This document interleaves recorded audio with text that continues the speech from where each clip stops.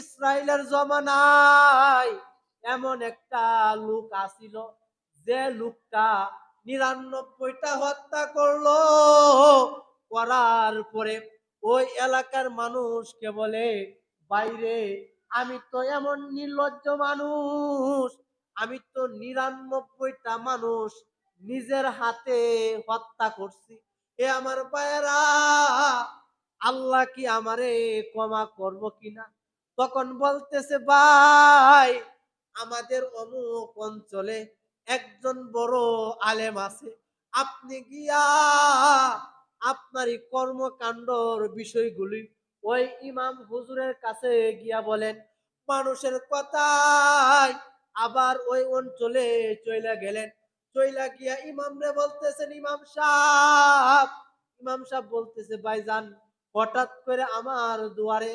বলতেছে, ইমাম জীবনে তো অন্যায় করছি, জীবনেতে অনেক ভুল করলাম, কাজে আল্লাহ আমার মতো পাপিষ্ঠ এমন কোন গুনাহ নাই যে গুনাহ আমি করি নাই, এমন কোন পাপ নাই যে পাপটা আমার দ্বারা হুজুর সংগঠিত হয়েছে না।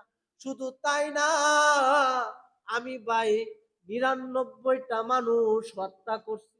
আর এখন আমি চিন্তা করলাম, আমার তো একদিন মরতে হবে। আল্লাহ যদি জিজ্ঞাসা করে, হে নাফরমান বান্দা, ৯৯টা হত্যা করছস, এমন কোন গুনাহ নাই যে গুনাহটা তুই করছস কিনা? আমি আল্লাহর কাছে কি জবাব দিব? এজন্য হুজুর আসছি, আমার মতন নালায়েক, আমার মতন গুনাহগার কে আল্লাহ ক্ষমা করবে কিনা? মসজিদের ইমাম আশ্চর্যান্বিত হইয়া যায়, একটা মানুষ কিভাবে ৯৯টা মানুষ হত্যা করতে পারে? এমন কোন গুনাহ নাই যে গুনাহ ওই লোকটা করে না। ইমাম বলতেছে, বাইরে ৯৯টা হত্যা করছেন, আপনার মতো লোকের আল্লাহ ক্ষমা ঘোষণা করবে না। যখন ইমাম সাহেব এই কথা বললেন, কথা বলার সঙ্গে সঙ্গে ইমাম সাহেবরে হত্যা করে। নাউজুবিল্লাহ কইতেন না? হত্যাটা কারে করছে ভাই? এখন কয়টা হত্যা হয়েছে? কয়টা হয়েছে ভাই? সেঞ্চুরি করছে। কি করছে ভাই? সেঞ্চুরি কইরা লাইছে। তো ভাই, তো ইমাম সাহেব আইসা, ইমাম সাহেব মসজিদের ইমাম বলেন, এই রাত্রে আল্লাহ পাক রব্বুল আলামিন তোমারেও ক্ষমা করব না। যখন মসজিদের ইমাম এই কথাটা বললো, তো সঙ্গে সঙ্গে ইমাম রে ওই লোকটা হত্যা করলো। নাউজুবিল্লাহ কইতেন না? 100 সেঞ্চুরি, 100 হত্যা কইরা, 100 কইরা আবার ওই অঞ্চলে, খারাপ অঞ্চলে আইছে। আয়া বলতেছে, হে আমার লোক সকল, তোমরা যে মৌলবীর কাছে পাঠাইছিলা, ইমাম সাহেব বইলা দিছে আমার নাকি কোনো ক্ষমা নাই। এখন আমি রাগের মাথায় ইমাম রে হত্যা করছি। নাউজুবিল্লাহ কইতেন না? তো আবার বলে, বাইরে আমি তো ৯৯টা কইরা মসজিদের ইমাম রে হত্যা করলাম, এখন তো 100 হইয়া যায়। আমার মতো নালায়েক রে কি আল্লাহ ক্ষমা করব কিনা? এমন কোন মানুষের সন্ধান আছে? গ্রামবাসী বলতেছে, বাইরে অমুক থানার অমুক এলাকায় সবচেয়ে বড় একজন আলেম আছে, আপনি তার কাছে চলে যান। ওই 100 লোক হত্যাকারী লোকটা ওই বড় আলেমের কাছে চলে যায়। আলেমকে সমস্ত কথা খুলাসা ভাবে বলে, বলেন, হে হুজুর, আমি 100 মানুষ হত্যা করছি, আমার মতন গুনাহগার কে আল্লাহ ক্ষমা করবেন কিনা? তো মসজিদের ইমাম সাহেব বলতেছে যে, আল্লাহ, বড় হুজুরে বলতেছে যে, আল্লাহ এমন দয়ালু যে যে পরিমাণ গুনাহ করুক না কেন, যে কাজ দিলে তওবা করে যে আল্লাহ যেটা করছি আর করব না, আল্লাহর কাছে চাইতে দেরি হয়, আল্লাহ ক্ষমা করতে দেরি হয় না। সুবহানাল্লাহ। তখন বলতেছে, ভাই আপনি 100 হত্যা করছেন, এমন কোন গুনাহ নাই যারা করছেন না। আপনি যদি খাস দিলে তওবা করেন, তাহলে আল্লাহ পাক রব্বুল আলামিন আপনার মতন 100 মানুষ হত্যা করার কারণেও আল্লাহ আপনারে ক্ষমা করে দিবেন। সুবহানাল্লাহ।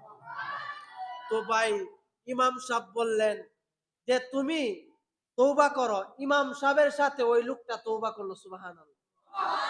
এবং বলল ভাই তুমি যে এলাকাতে থাকো ওই এলাকার মানুষ ভালো না, কাজেই তুমি এই এলাকা ছেড়ে অন্য কোন এলাকাতে চলে যাও যে এলাকার মানুষ ভালো দিনদার আমল করে। দেখবেন ভাই যে সমাজের ছেলেরা ভালো, ওই ভালো সমাজের মধ্যে যদি একটা খারাপ ছেলেও থাকে তাহলে ওই ছেলেটা ভালো হয়ে যায়। সুবহানাল্লাহ কইতেন না? আর খারাপ পরিবেশে কোনো ভালো মানুষ থাকলেও খারাপ হয়ে যায়। তো মসজিদের ইমাম বলতেছে বাইরে তুমি এক কাজ করো, ওই এলাকাতে আর যাওয়ার প্রয়োজন নাই, তুমি একটা ভালো এলাকাতে চলে যাও, হুজুরের কাছ থেকে তওবা কইরা। যখন এই ভালো এলাকা খারাপ এলাকা ছেড়ে ভালো এলাকার দিকে যাওয়ার জন্য তৈয়ার হয়ে গেছে, যখন রাস্তার মধ্যে মাঝখানে মাত্র গেল তখন আজরাইল আয়া হাজির। সুবহানাল্লাহ কইতেন না? আজরাইলে কেডা কেডা দেখছেন? সিয়ামে বিলে দেখছে, হাত উঠাইতেছে। ও দেখছে আজরাইল। তাইলে ভাই আজরাইল কিন্তু প্রত্যেকের জান কবজ করে। আজরাইল আয়া হাজির। কেডা হাজির হয়েছে ভাই? আজরাইল আয়া হাজির হয়ে গেছে তার রূহটা কবজ করার জন্য। হ্যাঁ, যখন ভাই রূহ কবজ করবে তখন আবার দুইজন ফেরেশতা এলো। সুবহানাল্লাহ কইতেন না? একজন হইলো রহমতের ফেরেশতা আর একজন হইলো আযাবের ফেরেশতা। দুই ফেরেশতার মধ্যে লাগছে কি লাগছে? কি লাগছে ভাই? মানে মানে আপনার জগে লাগছে। এক ফেরেশতা বলতেছে ওই লোকটারে জান্নাতে নিয়ে যাইবো রহমতের ফেরেশতা। আরেক ফেরেশতা বলতেছে না ওই লোকটারে জাহান্নামের দিকে নিয়ে যাবো। কোন দিকে নিয়ে যাবো ভাই? দুই ফেরেশতার মধ্যে বড় গন্ডগোল। এক রহমতের ফেরেশতা বলতেছে ভাই ওই লোকটা 100 হত্যা করছে ঠিক আছে, কিন্তু ওই লোকটা তো তওবা কইরা আবার ভালো অঞ্চলগুলির দিকে যাওয়ার জন্য রওনা হইছে। আর আপনার জাহান্নামী ফেরেশতা বলতেছে সারা বছর সমস্ত গুনায় ডুববা রইছে, আজকে তওবা করার কারণে ওই লোকটারে তুমি জান্নাতে নিয়ে যাইতেছ, না আমি দিব না। তখন আল্লাহ পাক রব্বুল আলামিন একজন তার নৈকট্যপ্রাপ্ত ফেরেশতা বাড়াইলেন। সুবহানাল্লাহ। ফেরেশতাকে বলেন হে আমার ফেরেশতা, ওই লোকটা খারাপ অঞ্চল থেকে বের হওয়ার সময় যদি যে অঞ্চল থেকে বের হইছে এই খারাপ অঞ্চলটা যদি কাছে হয় তাহলে তারে তুমি হ্যাঁ জাহান্নামে নিয়ে দিকে নিয়ে যাইবা। আর যদি ভালো এলাকাটা যদি কাছে হয় তাহলে তুমি জান্নাতের দিকে ঢুকাই দিবে। শোনালা কইতেন না? তখন ওই লোকটা ভাই তওবা করার জন্য মাত্র ঘর থেকে বাইর হইছে, ভালো অঞ্চলে যাইবে। তো কিছুক্ষণ যাইতে না যাইতেই ওই লোকটা মারা গেছে। ইন্না লিল্লাহি। আপনারা আলোচনা করে নাই ভাই। তো যখন এই লোকটা যখন মারা গেল ঘর থেকে বের হইল, ঘর থেকে বের হওয়ার পরে ভাই হ্যাঁ তো ফেরেশতারে পাঠাইলেন যে তুমি যা নাপতে দেখো যে ঘর থেকে যে বাড়ি থেকে যে বের হইছে খারাপ এলাকাটা কাছে নাকি ভালো এলাকাটা কাছে। যদি ভালো এলাকাটা কাছে হয় সরাসরি ডাইরেক্ট জান্নাত। কোন সরাসরি কি ভাই? সরাসরি জান্নাত। আর যদি খারাপ এলাকাটা কাছে হয় তাহলে সরাসরি জাহান্নামে ইল্লিগিনের মধ্যে ফালাইয়া দিবেন। নাউজুবিল্লাহ কইতেন না? তখন ভাই যেহেতু লোকটা মাত্র ঘর থেকে বের হইছে তাহলে ভাই খারাপ অঞ্চলটাই বেশি কাছে। কোনটা ভাই? খারাপ অঞ্চল। তখন আল্লাহ পাক রব্বুল আলামিন ফেরেশতাকে বলতেছেন হে আমার ফেরেশতারা এই জমিনটারে প্রশস্ত কইরা দে যেন খারাপ অঞ্চলটা দূরে চইলা যায়। আল্লাহ পাক রব্বুল আলামিন তার আদেশে খারাপ অঞ্চলটা প্রশস্ত হয়ে গেল। সুবহানাল্লাহ।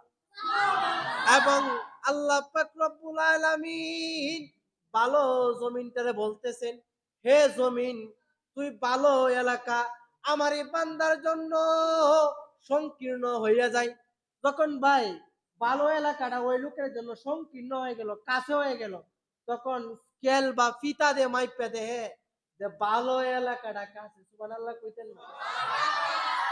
তখন আল্লাহ বলে, হে ফেরেশতারা কি পাইছো? আল্লাহ ভালো অঞ্চলটা কাছে। তখন আল্লাহ বলে কোনো কথা নাই, সরাসরি লোকটারে জান্নাতে ঢুকাইয়া দে। সুবহানাল্লাহ। এই জন্য ভাই